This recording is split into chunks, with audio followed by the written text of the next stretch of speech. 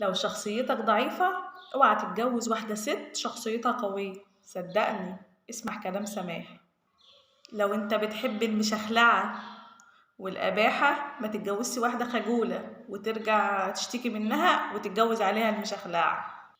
لو هتحكي مشاكلك مع أصحابك وأهلك يبقى خليك جنب أمك مع أصحابك وأهلك، مالكش دعوة بالجواز، ما تتجوزش. لو فاكر بقى ان انت هتغير او تحرك غيرة الست كده، صاحبتي اكلتني، زميلتي فطرتني، طنطي ضحكتني، وان انت راجل جامد كده ومرغوب فيك، فخليك جنب امك برضه ما تتجوزش. لو ردك على المشاكل بقى لمراتك وانت بتكلمها، انا اعمل او اعملي اللي بقول عليه من غير نقاش ومن غير ما تفهمها وجهة نظرك وبهدوء، يبقى خليك جنب امك وما تتجوزش.